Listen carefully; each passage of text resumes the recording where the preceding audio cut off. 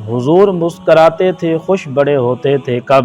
جب ایک طرف ابو بکر صدیق بیٹھے ہوتے تھے،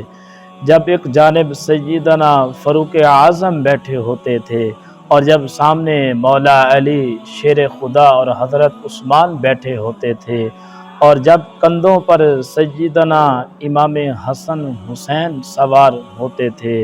اور جب حضرت بلال اذان دیتے تھے، اور جب جناب سلمان فارسی کھجوریں توڑ توڑ کر لاتے تھے، اور جب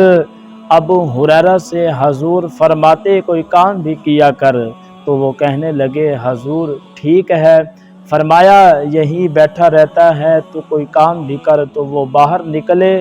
اور ستون کی اوڑ سے پھر آ گئے، کہا حضور میں ہو آیا ہوں، میرا کہیں نہیں دل لگتا کسی جگہ پہ۔ کتنی شان والے یہ صحابہ تھے جو صبح و شام حضور کی زیارت کا شرف حاصل کرتے، اور کتنا ان کا مقام تھا، ان کی شان پر قربان جائیں صحابہ کی